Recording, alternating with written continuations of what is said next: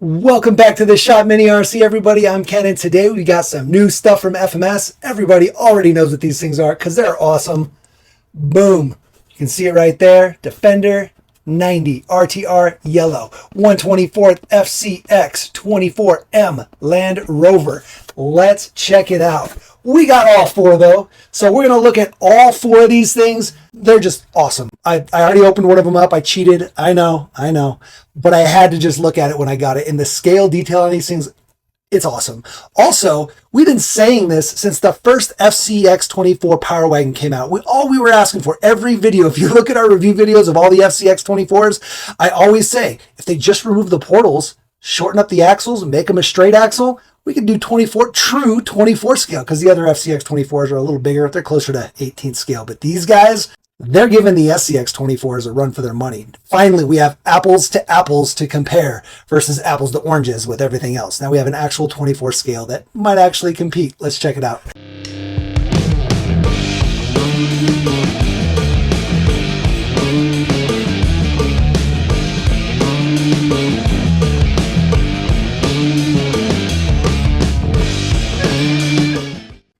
All right, guys, so we'll start off by showing you the box art. Awesome looking box art. It's the same for all four trucks, so you're going to see this same artwork on all four boxes. So we'll just show you the one, but we've got the Range Rover, the Discovery, the Defender 110, and the Defender 90.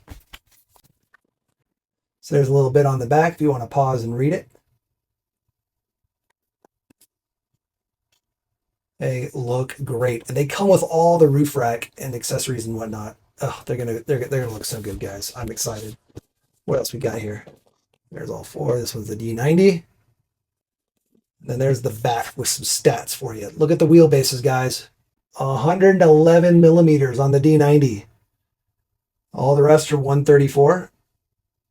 Pretty awesome. There's all the features there. Yeah. All right, we're going to dive deep into these guys, so make sure you use the chapters below. It's going to be a long video, guys. We're going through four of them. We're going to open up all four of them. We'll do a box opening for this one, open it up, show you, and then I'll open the other ones off camera and lay them out so you can see what all they come with. All right, so let's go ahead and open this guy up.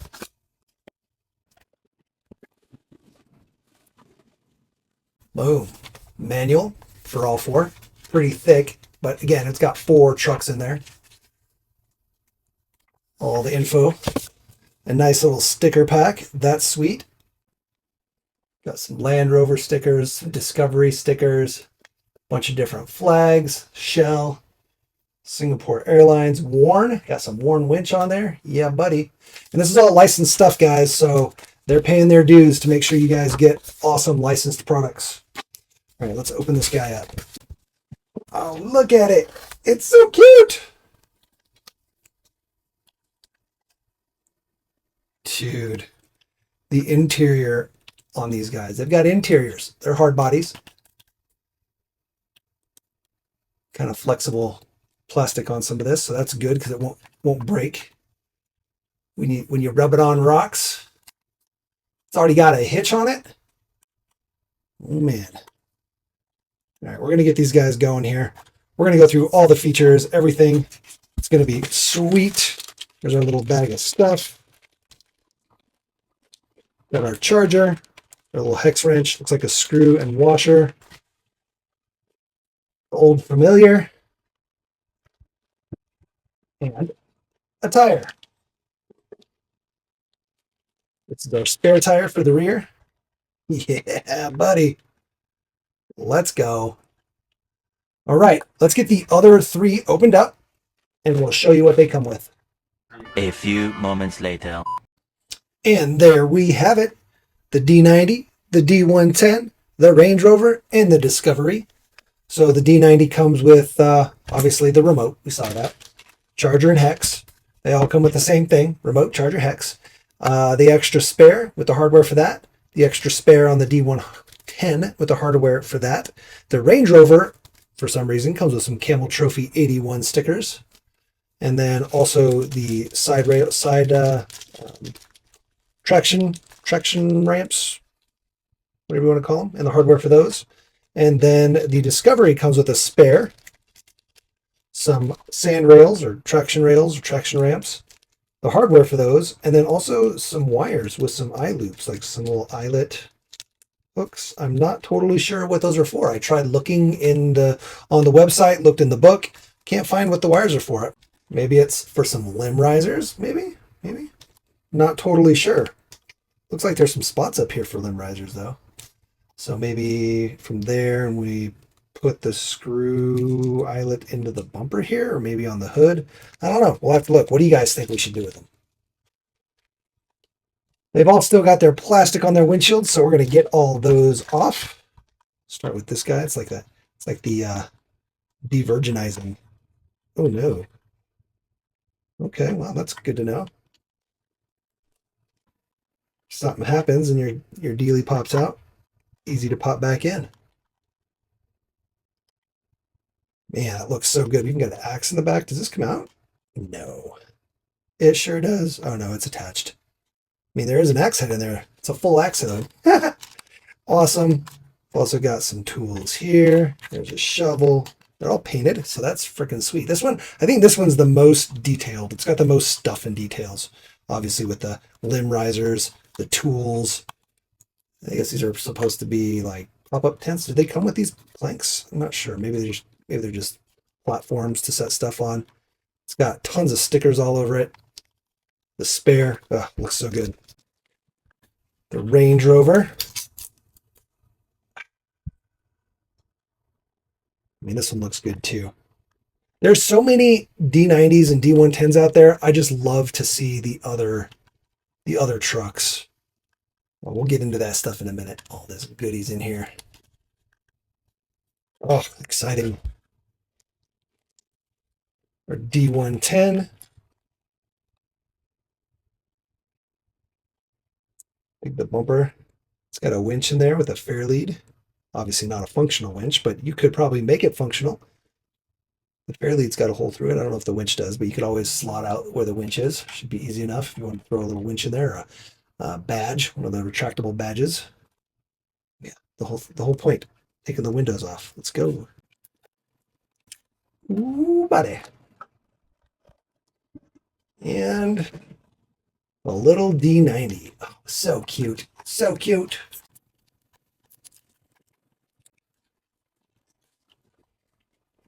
It's even got a little sticker there. TDI.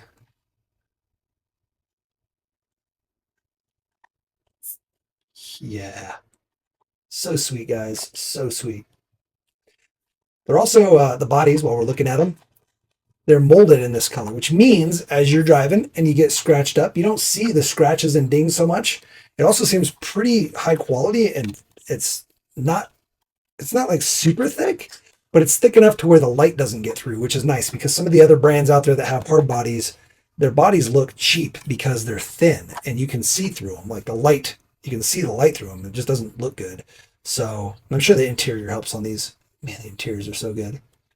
You gotta love it when it comes with the interior. Definitely some of the more scale 24s out there, out of the box, right? Oh, that looks so good. The vents, the covers, light guards. Oh man. Oh man. Glad we got all four. So there's going to be a sale when these release. So probably right now, you can go buy all four for $99 each. $99. That's insane. And I don't know how long that's going to last. That might be a kind of a short deal. But yeah, $99 each. Crazy. And if you only want 2 or 3 of them, you don't want one of them, you can get them for $109 each. And if you buy just one, MSRP is going to be $119, which is still, guys, $119. Like, what? These are quality. Like, when I dive into this, you're going to be blown away, guys. They are awesome. Just like the big FCX24, but smaller. We got the 2 speeds. We got nice oil-filled shocks. We got good servos, good motors. Like, you don't have to worry about the servos and motors needing replaced immediately. I mean, you can, because we love to do that stuff, but you don't have to do it with these guys. I don't want to rant too long, because I'm sure I'll rant while we're in there taking it apart. But I gotta let you guys know these things are exciting. Like I said, we already had one out. This guy here, you can see the tires, and we kind of opened it up and looked at it. Ooh, look at that! It is Velcro. So I don't know how I feel about that. Sometimes Velcro over time starts to wear, but it's a good option. Worst case, you can always replace the Velcro with magnets. It is hinged on the back, which is nice because it means it's stable. Even if you use magnets, it doesn't slide side to side as bad because you're stabilized by the rear. So that's good. Freaking sweet. And like I said, all of the like details that are all the plastic details are like this flexy plastic. So it's not going to just break, right? Like your mirrors aren't just going to break. See that? We've got molded, man, injection molded handles. They all have door handles. Yeah, they all have door handles. Even these guys. It's not just paint or stickers, guys. Full mold.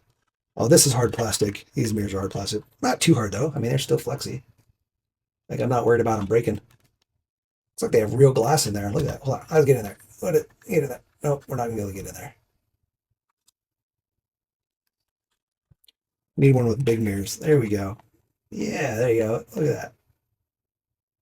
I see you. Oh, we have a light. My bad. Anyway, love the lights up here. Those are not lit, but they are buckets, so you can light them if you wanted to run lights up into those LEDs, up into all of these light bars up here. Are these guys have light buckets? No, these guys don't have light buckets. But if you got creative, I'm sure you could light them. These ones have light buckets. Sweet. Light buckets on there. What else we got? What else we got? What else we got? No. The rears have light buckets, it looks like. They don't have lights. Looks like only the fronts have lights on these. One thing I just noticed, all the batteries are plugged in from the factory. That's odd. You don't usually see that. No light buckets on the rears, actually. That's okay. But here we go. All right, let's start to dive into this. Like I said, use the chapters below if the video is too much or you're not seeing what you want to see.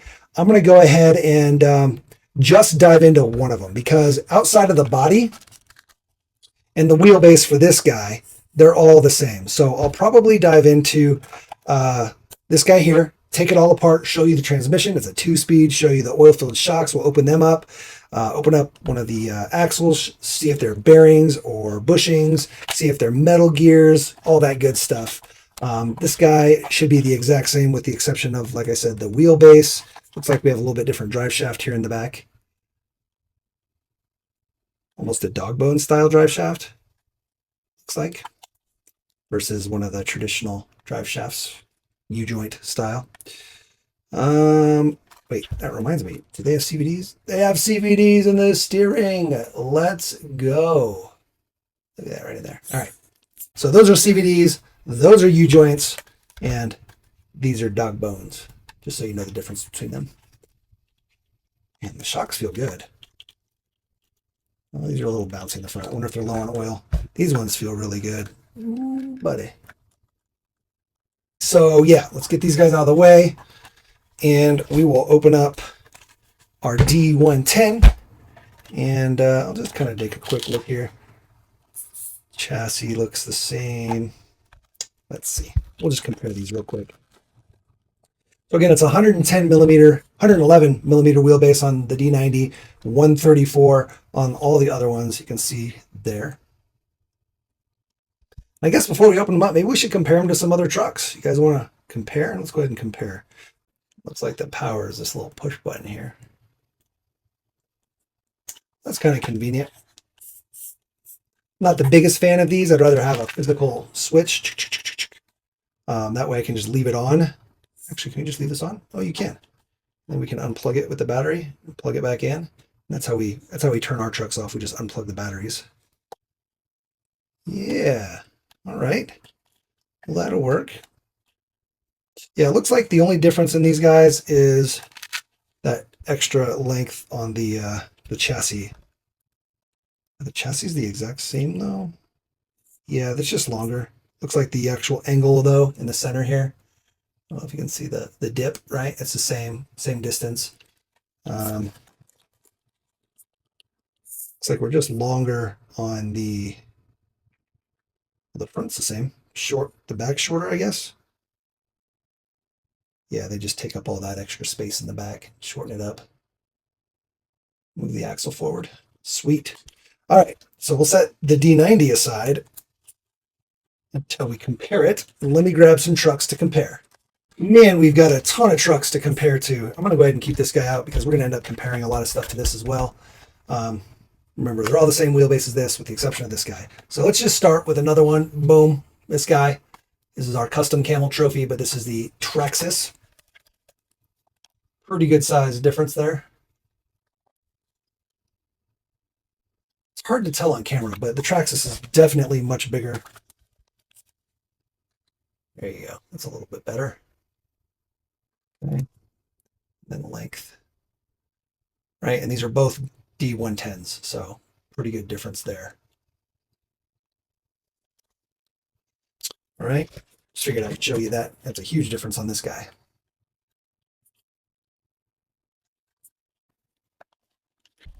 Next, we'll take a look at the SCX24 Gladiator. Gladiator wheelbase is just a tad longer. Okay.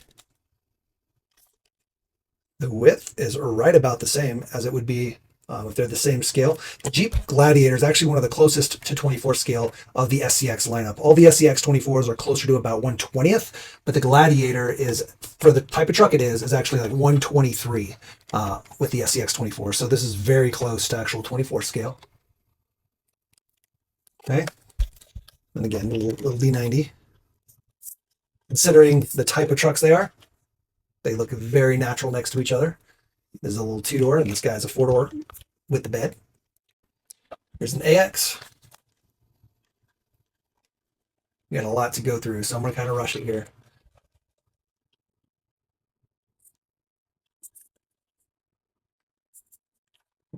Wheelbase on the AX is pretty similar. Just big tires. I think the actual SCX24 axle and the FCX24M axle are almost like they're 1 millimeter difference, if I remember right. We'll measure that later. Here's our Bronco. Get bolted out. And same length as the C10 and the JLU. So the D90 is a little shorter. And the other guys are right about the same, maybe just a tad longer. Just barely. Okay. Width. Same width as far as the body is concerned. As far as the wheels and tires, like I said, the axles are maybe a millimeter wider on the FCX 24M, not the regular FCX 24. Here's a Red Cat Ascent. Red Cat's a little longer. Red Cat's a lot wider.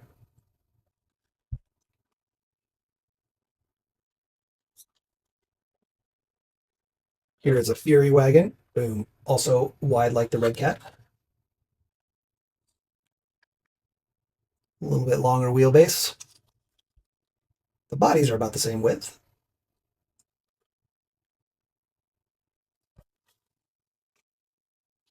Katana. Katana is much larger as far as scale is concerned because the Katana body, for the type of Jeep it is, right, is much bigger looking. It's also wider.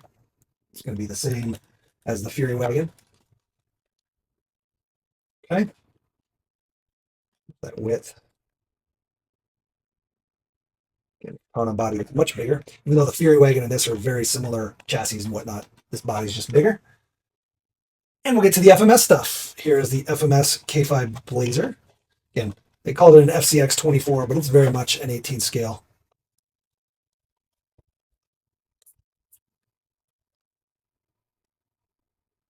Okay.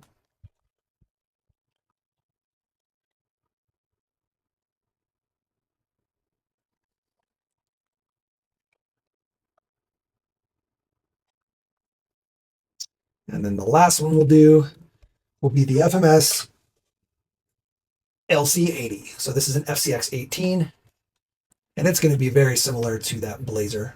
It's basically the same width axles. Blazer actually had bigger tires on it. I think the Blazer body is actually wider than this guy. But they don't look crazy out of place next to each other, like crazy, but this guy's obviously smaller. And then when you consider the D90, definitely smaller. I know there's a lot of comparisons, but people always ask, because like one of the number one things people ask What size is it compared to X vehicle? So I just figured I'll show it here. You can always skip. Okay. I am super stoked that they have done smaller scale trucks because other than Kyosho, which I'll go grab one of those actually, other than Kyosho, nobody else does 24 scale. Well, in the SCX24, right? Kyosho and the SCX24, nobody does 24 scale. And Kyosho's the only one that really had done it close to 24 scale other than the Gladiator. And I guess the new Power Wagon, the new SCX24 Power Wagon is closer to 24 scale. But other than those two, like all the other ones are closer to 1/20th scale. So been waiting for a 24 scale to come out and actually compete. And I think we got it. Let me get a Kyosho. Here's a Kyosho. And it's much smaller. And these are considered true 24 scale. The Kyoshos are. So definitely smaller. Again, this is a 4-door.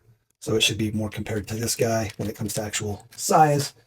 And it's pretty small. And I love the Kyosho. The problem is there's not a lot of aftermarket support for it. They're a little harder to work on because they're so small. Remember, capability has an almost direct correlation to size, right? People say, well, the Kyosho is not very capable.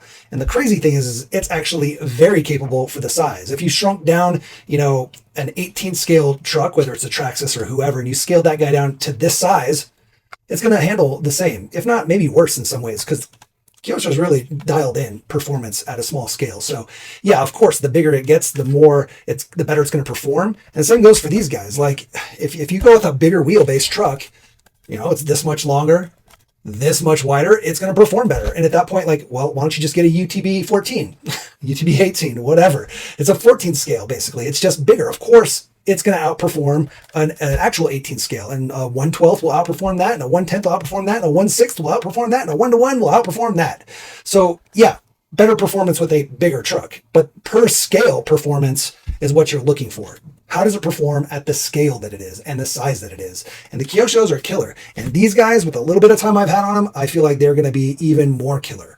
Okay? I'm not trying to be an FMS fanboy. I love the FMS products, but if something's bad, I'll call it out real quick if something's not good. And the other thing about these two, you guys got to remember, they're hard bodies and they're scale. So if you're looking for a comp crawler, one of these is not going to be a comp crawler right out of the box unless you rip the body off, get rid of the entire body, put a Lexan body on it, and then now you've got a starting point, right? I remember when the SCX24, this guy, the first hard body came out for the SCX24, everybody complained. Oh, it's so bad. It performs so horribly. It's literally the exact same thing as the JLU and the C10. It actually performed better because it had better tires. Like it performed, but people, because it's got a hard body on it and it's top heavy, it's going to roll more, just naturally so. It's a hard body. Right? It's going to be a lot more weight up top. Center of gravity and weight distribution is super important. So just keep that in mind when you're looking at these guys here. These guys are full scale interiors. I mean, hard body, roof racks, spare tires, even got your trailer hitch here, which you might be hitting on the rocks. These are not hardcore rock crawlers the way they're set up. If you want to make them that, I think this chassis and platform is going to be a fantastic starting point. But basically, you got to remove the body. And now you've got a place to start for an awesome comp rig. And I think we're going to see a lot of awesome comp rigs using these. It's going to be sweet. I can't wait to see what aftermarket does. Hopefully we get some really good aftermarket on these guys. They are not quite the same as the FCX24, the previous ones. They're smaller. Even the servo mount, the steering links are slightly different. See that? One thing that is cool though is these use M14 hardware. So the same as the SCX24, which means links, shocks, stuff of that nature are going to be using the same hardware. So that'll be nice. There's probably going to be a bunch of different little conversion kits to run maybe these 2 speeds in SCX24s or an SCX24 transmission than this for people that want to go a little bit hardcore rock crawling, because they are ring and pinions unlike the SCX24. So if you want a ring and pinion truck, but you want a more simplified 1-speed transmission, maybe you swap in an SCX24 transmission, or maybe you pull one of these transmissions and put it in an SCX24. I think there's going to be a lot of really cool stuff coming out of these just strictly because of the size, because they're smaller, because they match up with an SCX24 pretty well. The hardware is the same, things of that nature. Again, the quality of this motor and this servo is amazing so far. Like, again, I can't tell you after, 500 hours of driving on a truck if they'll hold up, but I guarantee you this motor and this servo is way better than some of the competition. Like I can already feel it in the 5-10 minutes that I ran this guy around my living room. So they're damn good. And having the 2-speed is just fun. Amazing little trail rigs. We'll show you when we run them, but they go slow enough to crawl, I mean, they got amazing slow crawl and then fast enough to walk with them and trail with them, which is sweet because some of the other trucks can't do that. They're not fast enough to trail with. And if they are fast enough to trail with, they're not slow enough to crawl. Traxxas, you got to change over to the crawl gears, but then they're too slow to trail with. So 2-speeds are fun because of that. They're awesome. But again, if you're looking for a hardcore crawler, there's some things you're going to have to change just because these guys are not meant for going vertical, right? How could they be with these kind of awesome looking bodies? But at platform, I think these are going to be amazing. So I hope we see some new chassis and some upgrade parts and whatnot. Should be exciting. Okay, tons of comparing, lots of ranting there. We were on the Kyosho. There he is. A lot smaller. Not much smaller when it comes to wheelbase, though, compared to the D90. So that's cool. Definitely one of the shortest trucks out there. Oh, one more truck. The Enduro. Here's the Enduro 24. This guy is also 24 scale. Might be 1/23rd realistically, but whatever. Close to the D90 and a little shorter than all the others. Same width. So pretty cool. All right. I guess we start to dive in now. Now we actually are going to dive in. Oh, one more thing to compare because we're comparing the tires on these. So the Defenders have a different tire than the Range Rover and the Discovery. So the Defenders have a little bit larger tire. They have the sizes on them. Let's look. Super Marsher.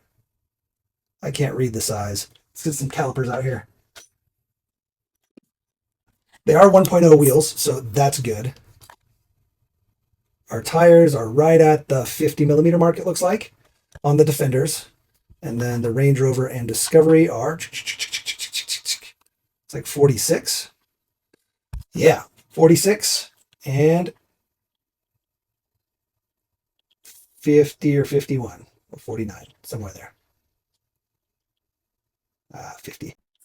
And these tires are just kind of pressure held on. They're not actual bead locks, but they hold on really good. So that's nice. But at least they're not glued, right? We'll be able to take these tires and throw them on some other wheels. Tires seem good, so that's nice. Yeah. And they do have some foam in them. The foam's pretty thin, though, actually. So it doesn't fully fill the tire. At least not these ones on the Defender. Let's check one of these guys real quick. Same size foam, smaller foam.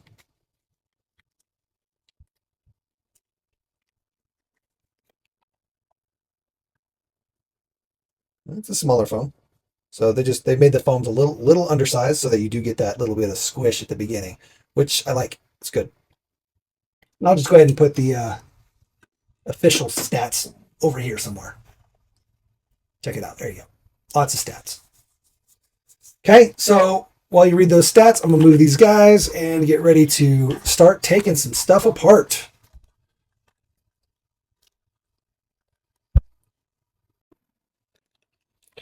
Yes, the first thing we're going to do is pop off this body.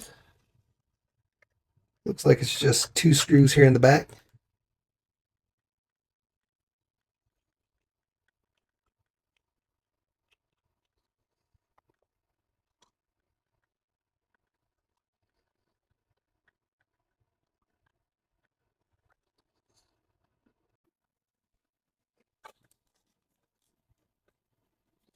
Ta-da!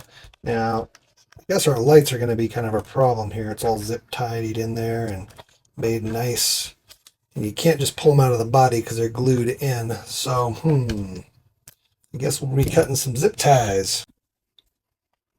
Just make sure you don't cut the wire when you do this.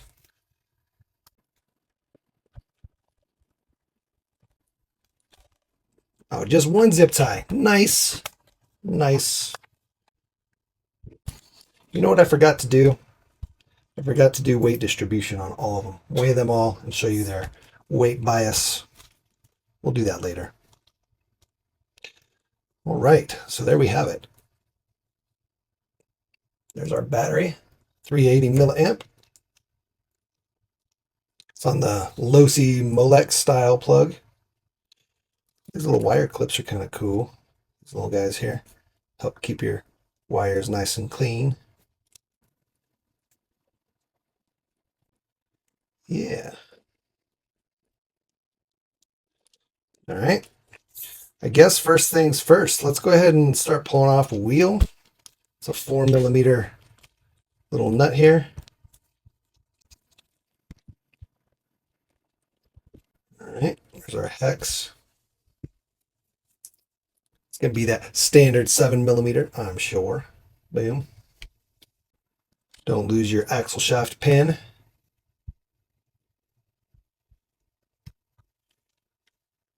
Bearings. Bearings. Let's go. There's also some screw holes there, it looks like. Maybe for... I don't know. I don't know what for. You wouldn't put portals on there. I mean, you could put like a portal housing on there. But then your fronts don't really work with portals because the C-hubs don't come off. Okay, well, let's do a shock. See what the shocks are about here. Whoa. Those are not 1.3. Those are 1.5. Wonder if the screws are still M14s. Let's check. Yeah, screws are still M14s. They looked like it. I just wanted to verify. All right. Man, these are actually really smooth feeling.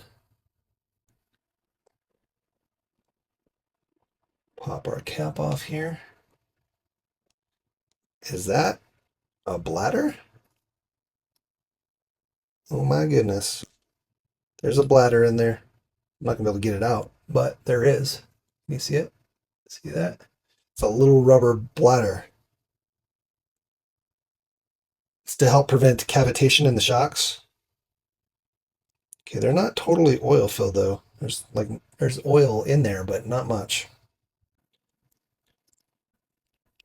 But they're still like they felt really smooth and really dampened already, so I don't know.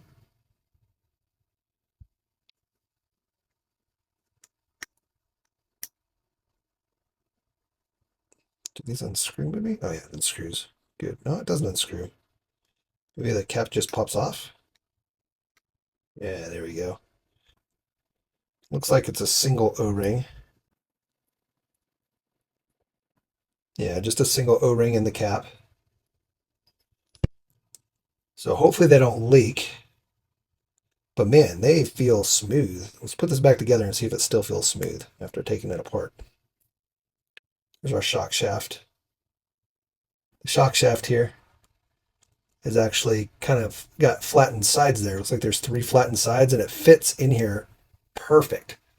So there's just a little bit of movement, but pretty much nice and smooth in there. And then those flat spots are to help the oil flow, between the shock body, the shock housing, and the shaft itself. We need to put just a drip of oil back in there, I think, just because some did come out as we are taking it apart, but there wasn't much in there to start with, so we'll just do tiny little drip here. We're using some 20 weight 195 CST.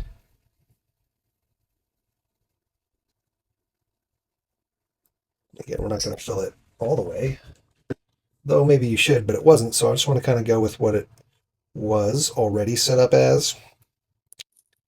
Make sure we still feel nice and smooth after opening it.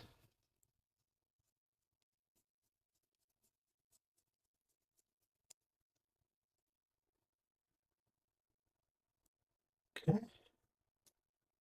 Suppose we should have put that back on before we put our oil in. One more drip of oil.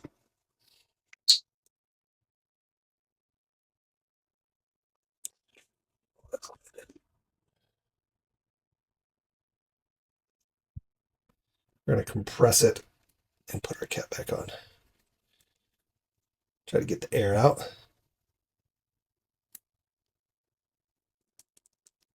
Yeah, still feels good. Let's measure these guys. So center eye to center eye, which is how you measure shocks, at full extension. That's how you should measure anything that has a ball joint or eye at the end. Looks like we're at 31 millimeters. Yeah, right at 31. And then full compression, we are at 25. All right, now we'll look at the suspension, actual links and stuff. I kind of wish these were triangulated more. It doesn't have a lot of side-to-side play. Nothing too bad anyway.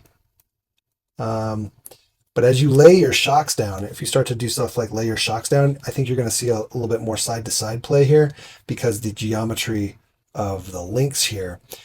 Ideally, to prevent side-to-side movement, you want one set of links going this way and the other set of links going this way. That helps prevent side-to-side swaying in the axle. And these are pretty straight. I kind of wish they were more in here, right? Like I almost want to flip these to the inside to get more. Actually, I'm curious. Oh, so like, would they fit? Because that's another thing I'm not really the biggest fan of right now is the skid. The way the skid is, like, there's lots of room to get hung up on there. Not really a huge fan of that. But let's see something. I just want to see. Like, what if we took this? See, they should have given us just enough room in there to put your links like that. It would have tucked the link in. It would have helped the link. Actually, does it fit? Hold on. No, it doesn't want to fit. You could probably put a new hole in right there and it would, but man, they should have done that. They should have put these links to the inside here and just made this nice and smooth. It's kind of a weird choice in design. I'm not sure why they did that. Because again, having your links to the outside here, they're basically parallel to each other, right? Versus making a triangle, which again it's not ideal, but it's not gonna make or break the truck by any means. It's just something that if I were to design this skid, I would have designed the skid to have these links closer to the drive shaft here. It also helps when you hit rocks. The rocks will hit your links and help push up over this hump. So this is a counter rotation, which is awesome, right? So let me get this link back here and I'll show you. So not only is this a 2-speed transmission, but it also has a counter rotating rear drive shaft. So if you look, when we rotate this, you can see this front drive shaft is spinning this way, but the rear drive shaft is going the opposite direction. And that's to help counteract any kind of torque twist that might be happening. People have been asking for that for a while on some of the other trucks. And so it's cool that they, did this straight out of the box like that. But what it does do is it means you have to have extra gears in the transmission, which causes us to have kind of this bump here because they had to lower, they could have offset the drive shaft maybe. It's probably better to do it the way they did because you could have the drive shaft over here coming at an angle and then have this drive shaft over here, and that gives you space for the gearing as well. Or you go this way and you can see they're not, right? This drive shaft's a little higher, this drive shaft's a little lower. And that's totally fine with that setup. My only issue is when you're moving forward, right? I kind of wish the lower drive shaft was the front one. Because as you're moving forward, you're going over rocks, right? You're going over rocks and you're getting caught right here on this front part of the transmission. So that's a big problem for me. I don't like that at all. Like if they would have put this on the front, at least you would hit your drive shaft and slide up into and over, and then this would come out the back. So one other thing they could have done to fix that, right, is take these links and put them on the inside, like I was saying. If those links were on the inside here, you would kind of come up on rocks on your links, and the links would help guide you over the transmission output shaft hump here, right? So yeah, they kind of dropped the ball on that a little bit, but so far everything else seems awesome.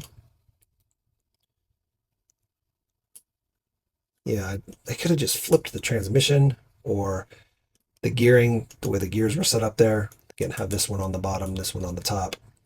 At least then in forward motion, you still have the problem if you went backwards, but at least in forward, you would not be grabbing so much here. I have a feeling people will complain about this quite a bit, but we'll see. Again, maybe somebody will design a new skid and they can just move this mounting point in on the new skid and then give us our links right up next to this little hump, and that'll help. It'll also help with our side-to-side, any side-to-side play. Once you go 4-link, because these are a 3-link setup, you might end up having more side-to-side play as well. And again, once you lay your shocks down, if you start to lay them down, you're going to see more side-to-side play. It's just the nature of the geometry in the suspension links here. All right, let's go ahead and open up this rear diff here. Does look like we'd be able to flip the pinion. The housing is symmetrical. And then the diff cover, you can rotate it and flip it the other way to probably rotate your diff in there to the other side. If you wanted to do a 6x6 or something and you need to reverse, the shaft on the other axle, you'll be able to just flip your diff. Sometimes when they make these axle housings, the axle housing conforms to the diff or the spool that's in there. And when that happens, you can't flip the diff to the opposite side of the pinion to reverse the rotation of the axle, which you need to do on a 6x6. So this looks like we should be fine to do that if you ever wanted to. Oh, it's not just a diff cover, apparently. Oh, it is. How is that in there? Oh, these pull off. Interesting.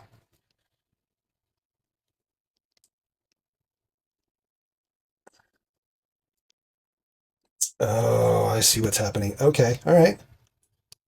So there's a screw here on your lower link. Actually hold on this outer cap of the axle. That's kind of annoying.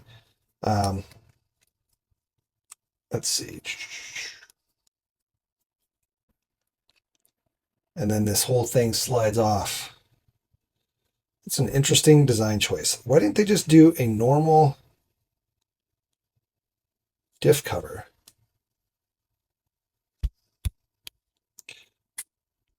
Whoa, hold on.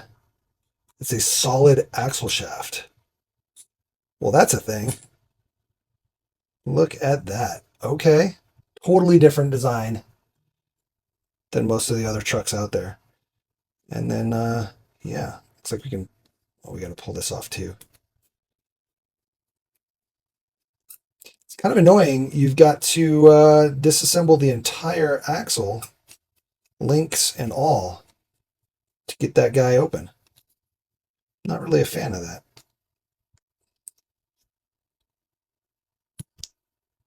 It's all bearings though, so that's freaking sweet.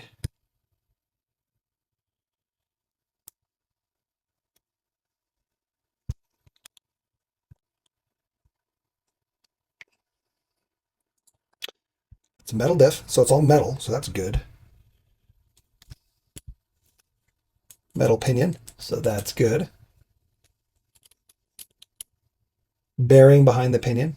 I don't know if you can see it, but I can see the bearing in there, so that's nice. All metal gears, bearings, seems good. This is just a weird design choice though. Having these axle caps be part of, I don't know. I don't know if I like that. Just makes it more work to take apart, but it is what it is. So you could still, does it still flip? No, you can't flip it now. So I was wrong. You cannot flip the ring and pinion in there because of this is not just a cap that you could rotate. It's the entire axle housing. So yeah, no rotating that if you wanted to put it on the other side. So that's unfortunate too. Makes me sad. It is nice and greased up in there, which I do like. One of the things I didn't like about the original FMS axles as well is that the rear truss, the rear upper link truss, is part of the axle versus being a separate piece, because sometimes people want to adjust that to have anti-squat and anti-dive. And then also on the front, it means that you can only fit a certain size servo in there because the servo hits on the link truss. And when it's a separate part of the axle, you can actually design different types of link trusses or servo mounts, things of that nature that allow you to, put a bigger servo in, do anti-dive or an anti-squat, just stuff like that, adjust your lengths, have multiple mounting positions to clock the axle because you have an aftermarket upgraded rear link truss or front link truss, a third member, however you want to call it. But yeah, I just don't like that they're built into the axles. Even the original FMS was like that, and it kind of caused problems when you're trying to upgrade and do more custom stuff. Not a problem though if you're not planning on doing that kind of stuff. It works totally fine. But yeah, that was one thing I was hoping they'd remedy at some point, and looks like they just doubled down with these axles. It is nice and greased up though, so I dig that. Let's go ahead and get this guy back together.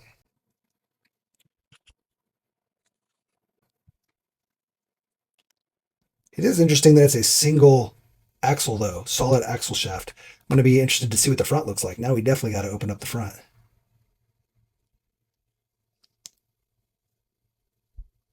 Hold on, how did I get the screw off with the tire on? Oh, I pulled the axle out. That's right. I was like, how did I get to this screw? All right, let's get this link back in here. So if you're in here working, you also want to make sure your drive shaft is in phase. Not a huge deal on slow crawlers, but at higher speeds, if they're not in phase and cause vibration and binding and whatnot, especially if you have either high speeds or extreme articulation. So in phase just means that the ears on the shaft are the same, right? So ear, same, ear, same. It comes from the factory, apparently not in phase. You can see the ear here does not match. Oh, it does. We are in phase. My bad. Yeah, so as long as those ears are in line, you're good to go. You can also usually tell by the screws being the same direction, right? Screws both facing the same direction, or exact opposites, right? That's what's going on here. There's the screw, there's the screw. It's not a screw here and a screw on the side. That would put them out of phase. So just keep that in mind. It'll help with any binding or vibration. Let's go ahead and get this guy back together here. And there we go. Nice. One thing that's nice about a solid axle like that is it means your actual axle shaft in there will have less play. Sometimes trucks will have some in and out play, or even play like this, just because the axle shafts, the way they key in, are slightly different. This has very little play, and side to side play is going to be minimal as well, just because it's a solid shaft versus two pieces that can kind of move in and out independently. And then one wheel goes out or in. Like it's just, that's an interesting design. I do like that. I think it'll be interesting to see what the front looks like. Let's get this back together, and then we'll open up the front. So as I'm putting these shocks back on, there are multiple shock mounting options, so that's good. I kind of wish these body mounts that are here on the back, it's part of this tray. I kind of wish that the body mount was in front of the shock. That way you could actually rotate your shock inward into the body mount spot if you wanted to, kind of like the front, right? You could take the front and you can move this shock to here if you really wanted to get a little bit of angle on it. If the rears were that way, that'd be nice, because then you could go in as well. Just, they should have put these body mounts on the other side. Might have blocked the battery though. I kind of wonder if their plan is to allow for a larger battery like this, right? So that might be why that decision is there. I'm sure people will do different upgrade options for shock mounts and whatnot. There's no holes to mount a separate shock mount here. So it's all part of this tray, which are these two screws here. So that's interesting. The front is going to be similar, just the two holes here for the tray, and the shock mounts are part of that tray. So we'll see what the aftermarket does with that.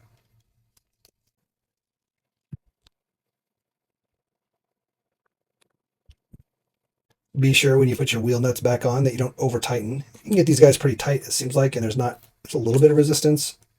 If I tighten them down quite a bit, oh yeah, there's a little, but it's still not going to like totally bind, so that's good. But I would still recommend getting them tight and snug, back them off just a little bit, and then you'll feel that they're like really free. Oh yeah, way better. Almost so much so that you can just like blow on them and they'll rotate. Almost. Anyway, you get that point. They should be super, super loose. If they're not, you'll cause binding, your drive shaft could break, your motor could get hot, your ESC could get hot, stuff like that. All right, let's get in the front here. So we'll go ahead and pull off the knuckle here. That one's also 1.5. It's interesting that some are 1.5 hex heads and some are 1.3 hex heads. So there's a bushing in the knuckle. Bearings on the front as well, obviously. Also wanted to show this steering link. It's like a double captured steering link. Interesting. I kind of wish they would have just done a normal style steering link. I guess you could probably still use one. It just depends on how high the knuckles are or how low the knuckles are, because you could try to use like an FCX24 steering link. So that could be interesting. Did we just lose both of our bushings? Oh no. It's like there's a bearing in the front and the back of the knuckle, so double bearings in the knuckle, which is good. Means it's going to help prevent play in the knuckle and the this side of the shaft.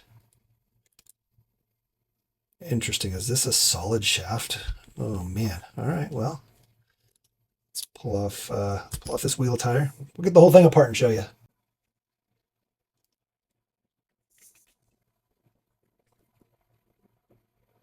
Well, that's interesting. So you can't pull the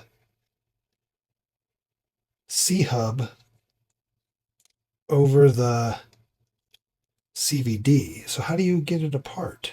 Do you literally have to take the entire CVD apart? Oh, you might have to. Wow. Okay, I'm not a fan of that.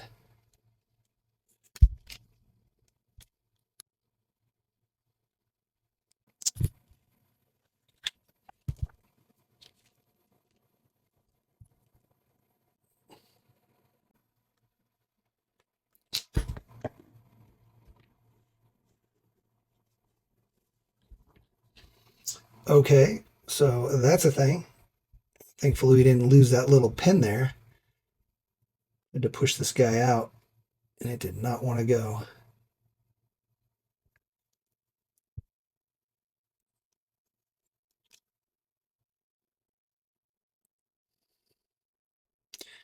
So be super careful when taking this apart. There's very small pieces in this CVD.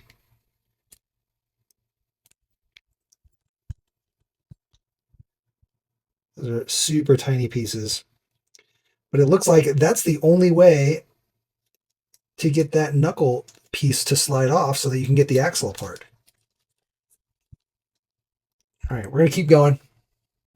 All right, we got both CVDs apart now.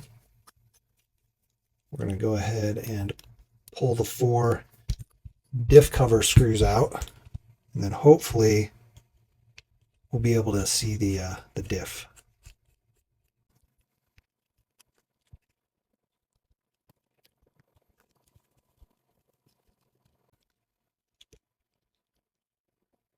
All right, there's the servo tray.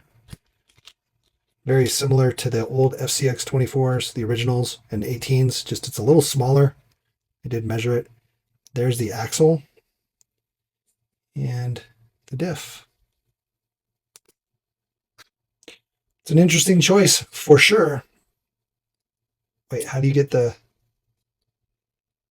Okay, you've got it's keyed, it looks like. Maybe?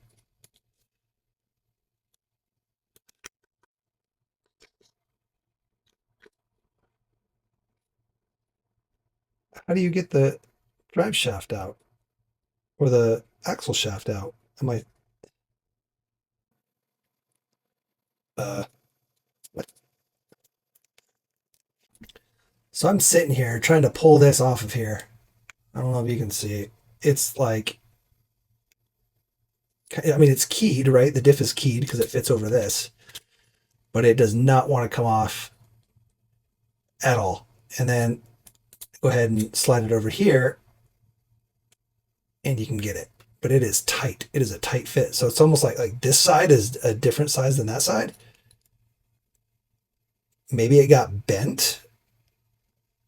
I have no idea. But this side does not. I mean, you have to force it. Oh, I don't want to get it stuck. I don't want it to break. But it doesn't want to go. Oh, there we go. Man, that is a tight fit. It won't come off on this side though. Imagine if your axle bent. You'd have a hell of a time getting that off. I guess if it bent, it probably didn't bend on both sides. You could pull it off the other side, but still, that's an interesting design for sure.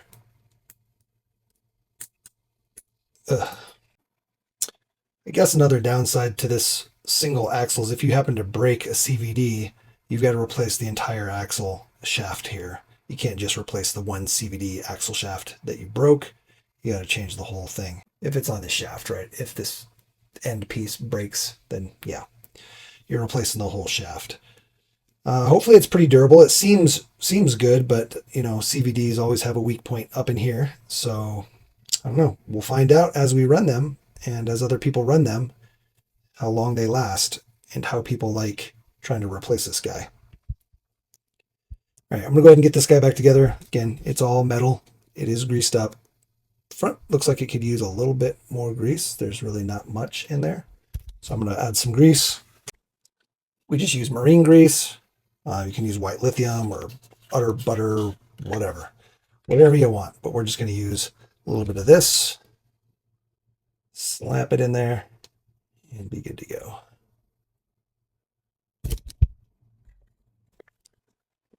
All right, I'll go ahead and get this guy back together, and then I guess we'll move on to the transmission. That'll be interesting. One positive thing about this single axle shaft is that I think it's going to help remove a lot of play. The side-to-side play will probably be reduced a little, and the back and forth play. Again, I showed it on the rear, but even on the front here, right? Like it doesn't pull in and out this way. Like it's very secure, very stable and secure. So that's good. And again, this play that goes this way, right? The rotational play is like non-existent, right? But I'm holding the drive shaft, but it's non-existent. Pretty sweet. So that could be a huge positive with this type of axle. It just kind of makes it difficult to work on, especially like if you just want to put grease in your diff, you literally have to take everything you saw here apart just to open up the diff and grease it or clean it, any kind of maintenance on it. If you want to do overdrive or underdrive gears, you'd have to take all this apart, just like I showed, which is not very new user friendly. And to be honest, if you're out, say you turn one of these into a comp truck and you break a CVD, you know, a lot of the other platforms, you can literally, it's like you take your wheel and tire off, and it's like 2 screws, pops your axle shaft in, put your new axle shaft in, and you're done. Like literally a 2-minute job, whereas this you're going to be spending 10 minutes doing. So that's unfortunate. Again, I don't know why they did these axle housings and these C-hubs or rear braces the way they did. I don't know how much of a fan I am of that. Actually, oh yeah, we got to put this on before we put our CVD back together, otherwise it won't fit. That's the real unfortunate part, right? That you have to take the CVD apart to get this off. If you didn't have to do that, if this just slid over the CVD, and you had your CVD out, then it's easy. It's literally you have to take your knuckle off. So 1, 2, 3 screws, and then 6 screws, and then the 4 screws, and it comes apart. You don't have to deal with all that mess. It is what it is. Something cool here, I just noticed, actually on your C-hubs, there's 2 holes. So you can actually clock your C-hub forward or backward to get some caster. So that's cool. I do dig that. I like that.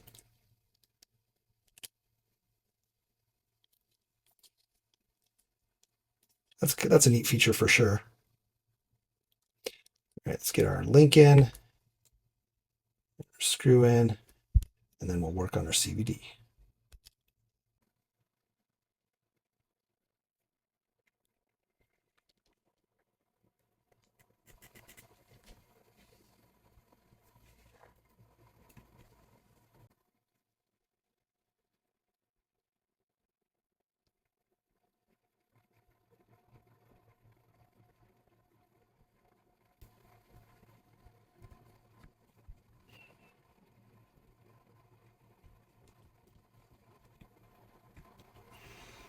All right, putting that guy together is a little tedious, but we're together. Let's get the other side. So I'm kind of curious if SCX24 CVDs would fit. I've got this all back together now, and I don't really want to take it apart, but I should have looked to see if these guys would fit, because these stub axles, these extra, this portion of the CVD, looks like they're about the exact same length. And they look like they might fit. So maybe we'll do an extra video later on. Make sure you subscribe, hit that notification bell. That way, if we do a video trying to put some SCX24 axle shafts in there, you will know when that video goes up. But they look like they're close. Maybe somebody out there can do it and then comment on this video. It works, they fit. or what needs to happen to make them work, but yeah, could be an option. Make sure we get our bushings in. Don't forget your inner bearing. And then just be careful when putting these in. These bushings don't like to stay in. Worst case, if you really are having issues with the, oh wait, hold on. This is the bearing for the other side. So yeah, the bushings just like to fall out. So we're going to just put the tiniest bit of grease to throw on these bushings, and that'll help hold them in, just like a little tiny bit. And then you can get the bushing in there. And it won't keep falling out on us, hopefully. There we go.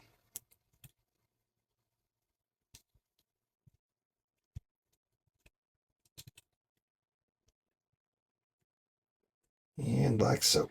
Ta-da. Easy peasy.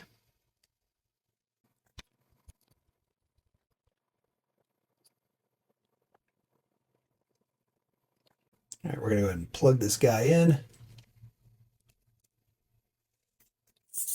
I always like to test things once I take them apart. Seems good.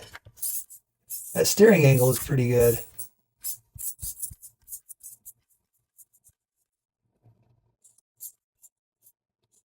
I like that the drag link here is it's actually adjustable, so if you needed to adjust it, you could always unthread it just a little bit and lengthen it if you ever needed to for some reason. But it is an aluminum rod in there, so that's cool. Kind of wish that's how this was. I wish this was set up with an aluminum rod so you could adjust your toe, right? That would be much better.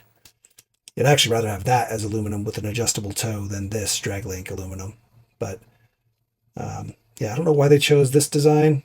I guess they're worried about breaking the steering link, so they wanted to double capture it. I'm not sure. Interesting design though. Interesting design choices.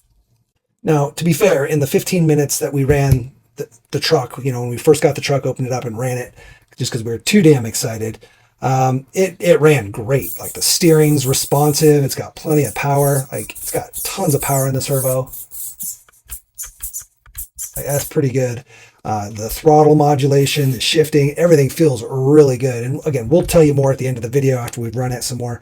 We're going to take all of them out and go run them, and we'll be able to give you a lot more feedback there. But in spite of the design decisions they made here, I don't want to hate too bad because, you know, the truck is performing, at least so far, like a rock star, to be honest. So I don't want to hate too much. Just some of the design decisions, like I said, they just make it a little bit more difficult to work on, a little more time consuming to work on some of the stuff. This front axle is I don't know. It's kind of crazy how they decided to do that, but hey, I'm sure they have their reasons. And let's not judge it yet until we go run it, and because that's really what it's about, right? How does it feel when we run it? So let me get this guy back together all the way. I guess we'll dive into the transmission next, and then we'll go run it. All right, it should just be these 4 screws on the bottom to drop out the transmission and the shift servo. It's all one assembly, so hopefully it's that simple. All right, let's see. Yeah, there we go. Simple as that. There's the assembly. Now, mind you, our shift servo and all that good stuff is still plugged in, so we would have to unplug that. Unwind it from our little wire loom thing here. There we go. And then the motor, same thing, pop that out.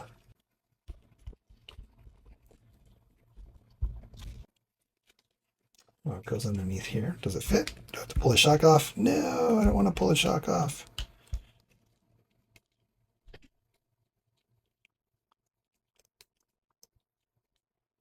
We gotta pull the shock off real quick. It'll just make it easier.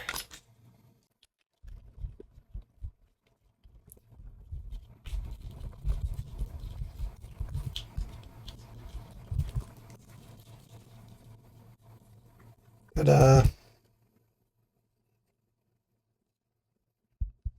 All right, there's the entire transmission assembly.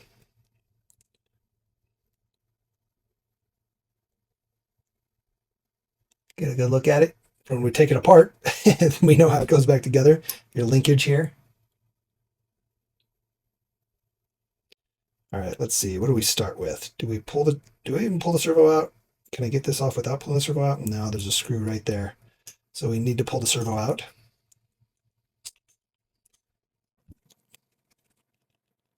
What is this? Oh, is this antenna sleeve? Oops. Put that back on there. It's a little sleeve for the antenna.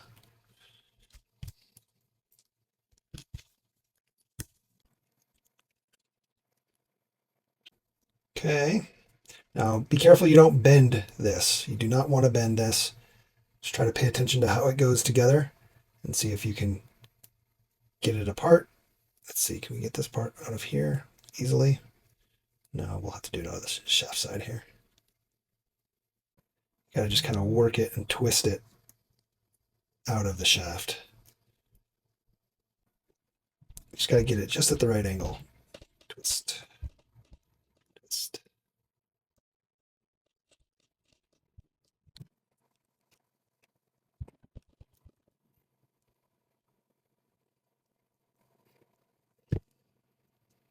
I think it might be better if we come off the servo side. So we'll go ahead and just rotate this off the servo horn. There we go. Ta-da. This part doesn't, you don't really, with the motor on there, you don't really have the room to twist it. So let's go ahead and leave that on there. And let's get the transmission housing out. Open this up, see if there's metal gears, bearings, see what it looks like, all that good stuff.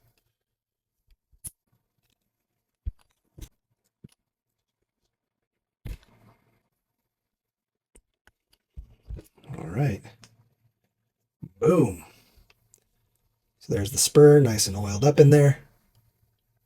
Metal pinion, metal spur. Yeah, buddy. Looks like a little 11-tooth pinion in there. Not sure. It almost looks like Mod 3, so it's probably Mod 3. I wonder if the spur just pulls right out. Yep, there we go. Looks like the other gears in there, also metal.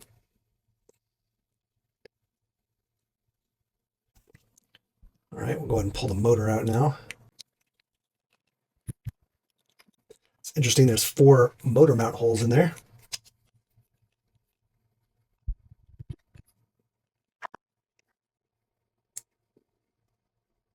So if you needed to flip things or do something different, looks like you have some options for mounting, so that's cool. All right, what's next? What do we do next? Guess we could try to pull this guy off now. No, it's still pretty tight on there. Oh, there we go. We also marked up this end that goes on the metal. This when we try to use pliers, so there's just like a little bit of paint scraped off, but that's a good thing, I think, because it'll help us know which direction this guy goes in, which end goes in. Okay. Those things are always tricky to get back in facing the right way and whatnot when you're trying to maneuver it through the little hole in the shaft.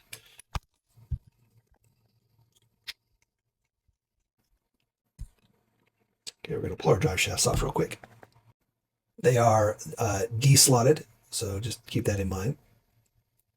That helps take some of the play out of the drive shaft. You can use a O-slot drive shaft as well, but the D just kind of helps with durability, less likely to shear off a screw. Also, again, remove some of the play between the drive shaft and the output shaft.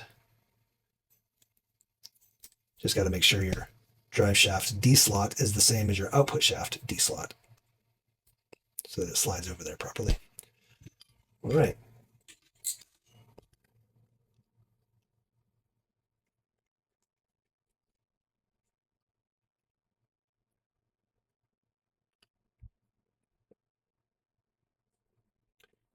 And here's the transmission. Just try to keep all the gears in a way we can always go back and look and make sure that things don't get crazy. Our shaft is pulling out. That's okay. Bearing. So that's good. All metal, all bearings. See if I can get our little shaft pin in here so we don't lose all of our...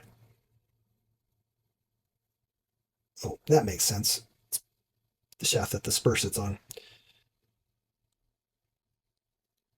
Looks like our... Here, we'll go ahead and pull this guy out.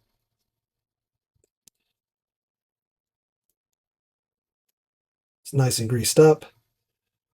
Our shift forks, metal.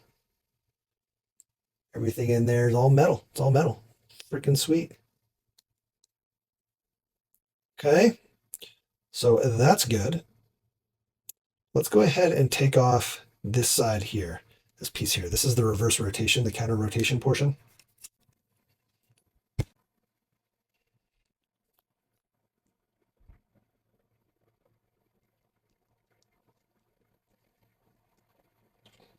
Output shafts on the bearing. There you go. There she is. Pretty cool, guys. Pretty cool little piece of hardware here. And it's super smooth. I'll tell you what, all the gearing was super smooth. It wasn't loud for a metal transmission. It wasn't loud, and we can show you that once we get it back together. But yeah, I mean, there's a lot of little gears in there. There's a lot of little gears in there, and they're all metal, so usually that's pretty loud. But this guy, not too bad, not too bad. Okay. Looks like it's got like a little metal race in there almost that the bearing sits on. That's some quality. That helps prevent the bearing from, the plastic from deforming. So that's good. I dig that. Let's get this guy back together before it completely falls apart on us. Again, when we drove it for that 10-15 minutes, it has really good modulation. Like the slow speed is dang good, and the high speed is fast enough to walk with, which is awesome for these little guys. And it was smooth. Like it just shifting was super smooth. So yeah, we're excited for that. Transmission seems well designed. And all the gears are pretty beefy. They're not like super thin, right? Sometimes the gears are really thin, but these guys are like, they're beefy, especially for how small this thing is, guys. Shift fork, a little tiny baby shift fork is insane. Freaking love it. I love it. I love it. I love it.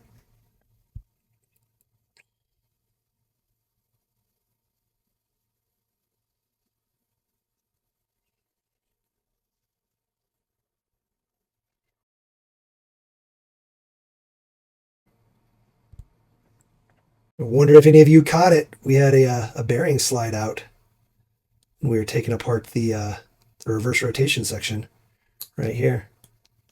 Did any of you guys catch it? So I got to open this guy back up and throw it in there. Went on this guy right here.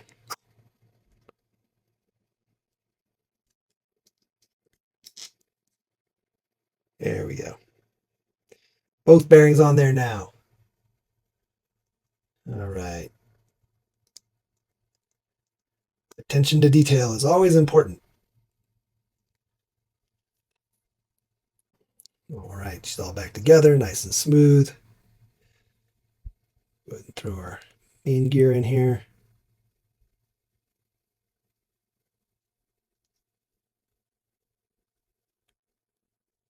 All this should just drop right in. Make sure our spur shaft is seating into our cover here. Okay. Just make sure everything's, yeah, we're good there. Get our screws back in. Hell, the transmission is almost easier than that front axle. Jokes, jokes. All right, got our 3 in there. Let's go ahead and make sure we're still nice and smooth. Whenever we do screws, especially in the plastic, I like to make sure things still feel smooth, so that you're not like over tightening or binding. And you do it as you do sets of screws, right? You don't want to do put the whole transmission together and then be like, oh, something's binding and I have no clue what it is. I guess I have to take the entire thing apart again. So by checking it as you put parts back together, you reduce the fact that you'll have to take it all apart. You can narrow down where the issue might be. Yeah, it feels good. I'm just checking the shifting here. So good.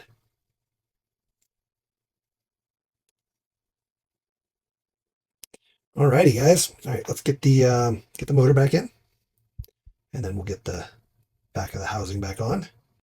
It's Power Dash 050 motor, in case you were wondering, if you didn't notice.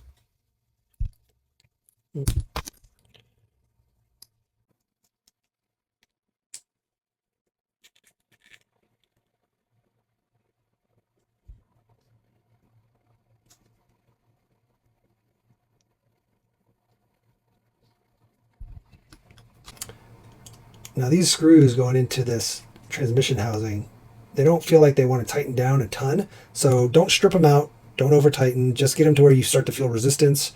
You know, you can see when the two pieces of plastic collapse and your screw is snug on there, and then just stop. Like I wouldn't force it. You don't want to strip them. Again, they're not able to take a lot of torque right there. So just wanted to point that out. All right, I want to go ahead and plug in the motor now and make sure everything is spinning like it's supposed to and working like it's supposed to.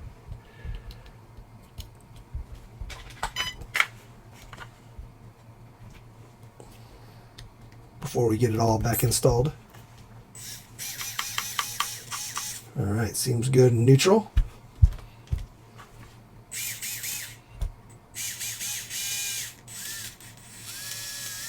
There's low speed and high speed and neutral. Again, most of that noise is the motor itself, not the gears. Again, the gears are surprisingly quiet. See, in neutral, that's literally just the pinion and the spur spinning, maybe one other gear. And then when you put it in gear, you don't even hear a change in noise. It's crazy. Good deal, good deal. All right, let's get our shift servo in, which we always have a problem with, this bar linkage, making sure we do it right. So let's try to make sure we get this guy in here correctly. It's supposed to be sitting like so, which means this has got to come in through the back. Oh, we were supposed to put it on before we did the motor. Well, let's see if we can do it with the motor on. Oof. We should have done that before the motor went in. Whoops. Well, now you know if you're following along. Maybe I can do it from the backside here.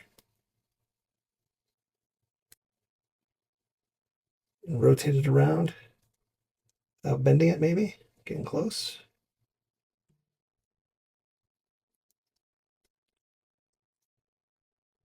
Yeah, did it. All right. Okay. Cool, cool. Now, the shift servo. Just going to go in through the bottom. Oof, my hands are kind of greasy here.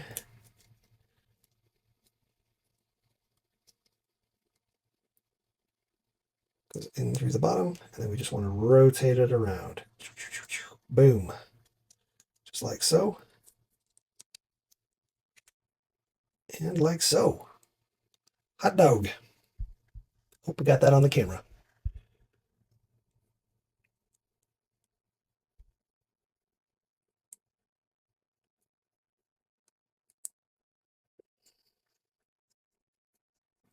Okay. All right. Nice and snug. Let's get our servo plugged back in here.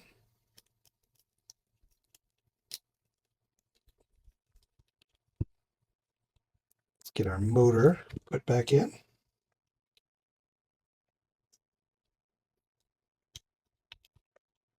And let's try one more time. Make sure everything works from the remote.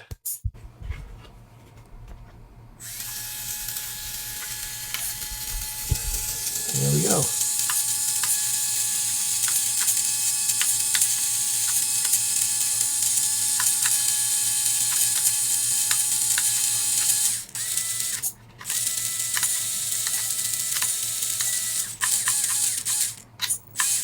Smooth like butter, guys. Smooth like butter. Now we'll just drop this guy back in. So there's the skid. It's an interesting, like, two-piece skid. It's fascinating. Fascinating.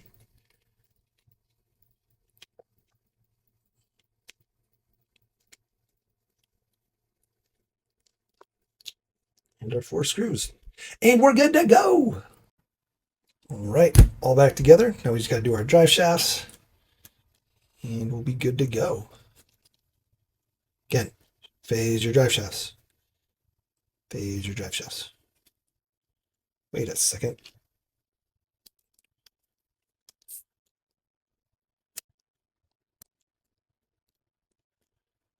The front's the long drive shaft?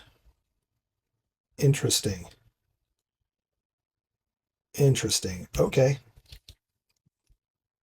I did not realize that. The front's the long links.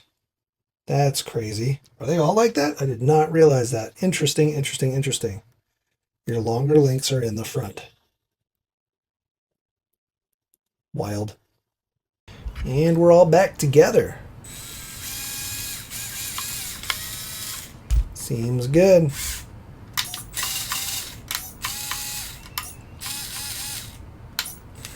So I hadn't really shown any of it running yet. So let's go ahead and check that out. Here's a little bit of the slow crawl modulation.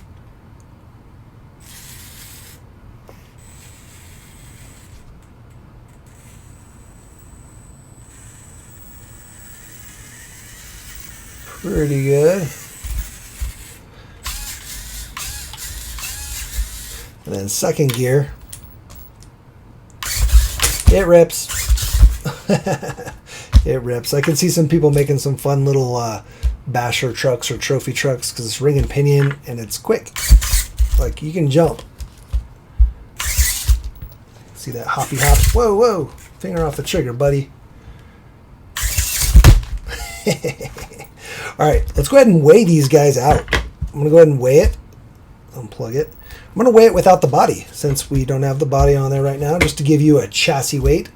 Let me get out my 4-corner scale and then we'll weigh all of them. All right, so let's go ahead and weigh just the chassis with battery. Oh, look at that. So we're at 131 grams, 53 front, 47% rear. So we already have a front weight bias, so that's good. Mind you, we do have the bumper on this guy, so that probably plays in a little bit. Where's our body? Let's go ahead and just do our body just to check it out. So just the body. Man, even our body's got a front weight bias. That's cool. So we're 54 front, 46 rear, which means when we put our body on, we should be even higher percentage towards the front. 144 grams just on the body. So again, 230 on the chassis. All right, let's go ahead and throw this guy on there real quick. We'll be minus 2 screws, but let's see where we sit. Hold on. Wait a minute.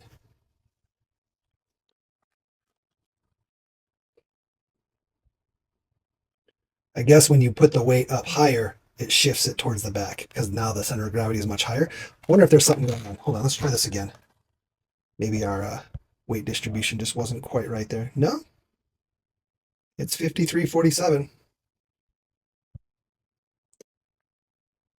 It has to do with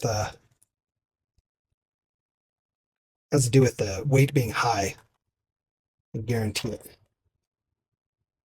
Yeah, because as soon as you throw the body on there, it switches to 44-56.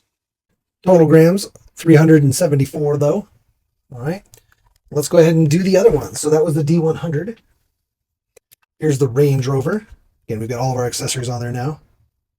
That guy's at 330. 330 on that one. In our Discovery, we did end up putting our limb risers on there. Check it out. Just use little eyelets. We used a 1mm drill bit to drill into there, and then screwed our eyelet in and just tied them off. Not the prettiest, but I mean, really, it's so small. A little tie job. All right, let's see where we're at here. 360, basically. 359. And the little D90. Have to scoot these up for the D90. Boom.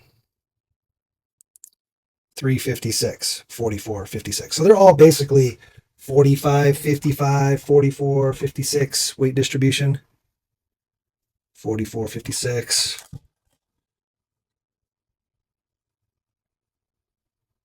Uh, 47, 53. This one's a little better. 46, 54. 46, 54. So they could all use a little bit of weight in the front. But again, these are scale trucks right now. If you want to take them to the next level, you're probably going to swap out the bodies anyway. But hopefully we get some aftermarket upgrades like some brass knuckles. Maybe can't really do brass diff covers on these guys. Steering link, that'd be good. Drag link, brass drag link, maybe a brass servo tray. Brass servo tray would be good. We're going to have to figure out what kind of servos to run in these guys because your standard servo is going to, standard high torque servo is going to be too big It's going to hit on the rear links, just kind of like the FCX24 does, without a special mount. So we'll have to keep an eye out for that. Hopefully we get some good high torque, small scale servo options for this guy. Yeah. But overall, not too shabby. All right, guys. Well, I think we've pretty much shown everything we need to show other than driving them. So we're going to go drive them now. We're going to take out all 4. Hopefully I can get some buddies to run these with us. Let's go.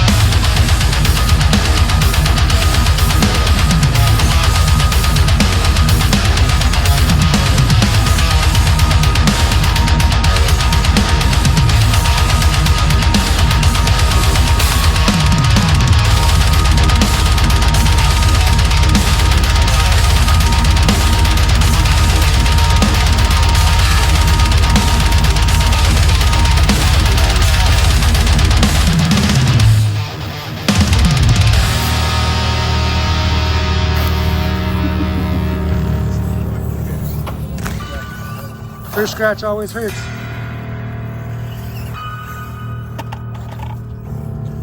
Come on, support truck. Need winches.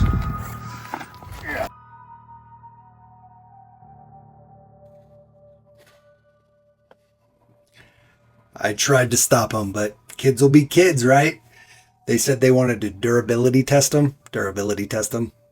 But to be fair, they survived. These things held up so good. They did beat them up a little bit, but no broken parts. So that's definitely a good thing, right? And they performed pretty well. I mean, for being as top heavy as they were a blast to drive. Everybody got a kick out of it. It was fun to drive them all around together, you know, kind of an expedition style. If you guys get a chance, definitely check out some videos on the real Camel Trophy expeditions that go on. It is fascinating. And these guys, they're beasts. Like what they go through, it's not just driving the trucks, right? Like you can see in some of this absolutely insane terrain and weather conditions. And it's a team effort. It's not just about a driver in a truck or a driver and co-driver. Like it's the whole expedition is pretty awesome. Definitely some really cool history. I wish we had more time to have gone through and really done justice to that sort of side of it, the real Camel Trophy side. But definitely go check out some videos. We'll put a link down in the description below to one of the videos, and you guys can definitely check that out, and then, you know, Google the rest. As far as these are concerned, though, like I said, they performed pretty well. There were some small things that kind of, again, as we used them more. This center right here, I'm not a fan of that. You know, if you you're doing some harder terrain, you get caught on that. I wish they would have just flipped it. Had the output shaft for the bottom on the front side.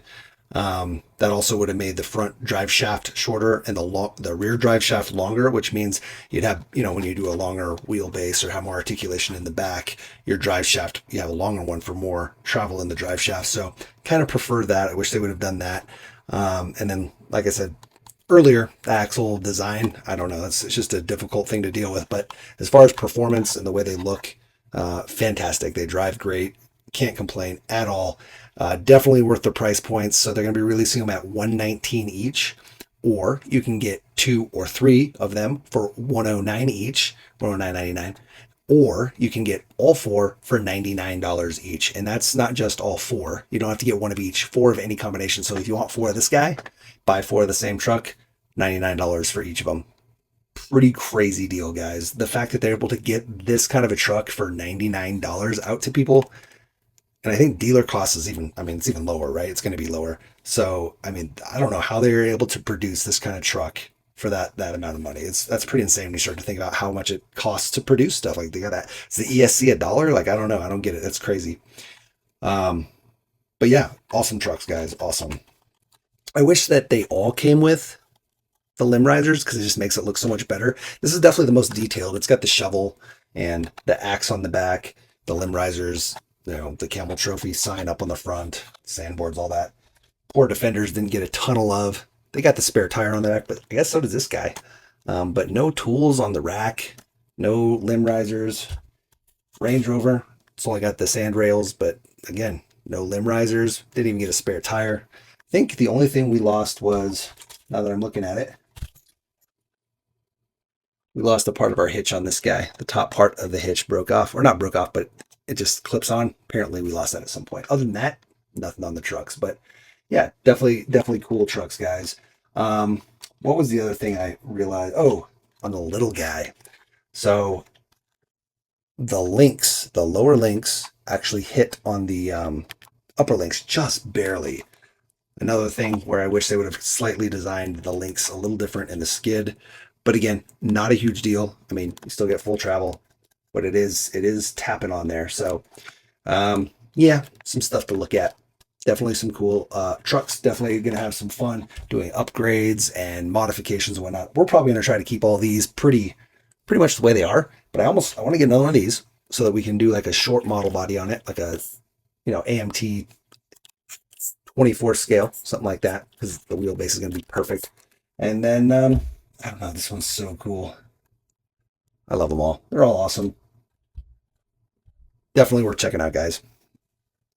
If you guys have any questions about them or comments, things you found out, if you've got yours, put it down in the comments below. Also, check out all of our other FCX24 and FCX18 videos. We have a ton of them. We have a whole playlist, so check out the playlist of all the FMS trucks.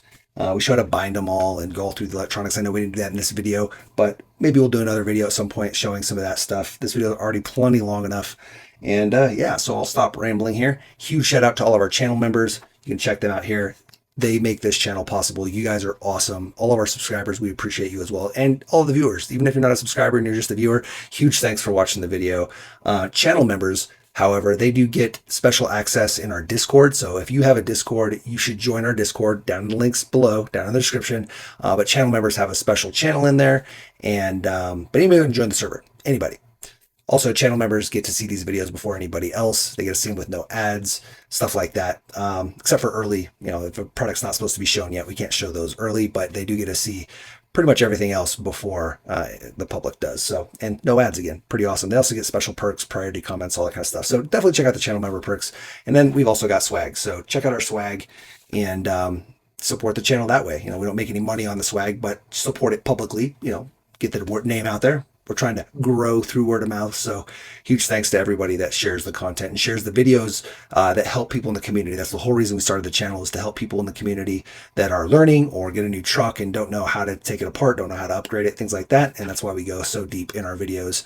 I hope you enjoyed the video, and I think I've got everything except the like and that subscribe, that share, and hitting the notification bell so you know when new videos go live. All right, guys, thanks for hanging out with us. I know it was a long one. You guys are troopers. You're the best. And get out there and build something awesome. Build a car or a truck. Build a course. Build a community. And then smash it, crash it, and bash it. Don't bash it too hard, though. Those guys got nuts. I'm sorry about that. Sorry, FMS. They're, again, product testing, I guess. Take care, guys. See you next time. Peace.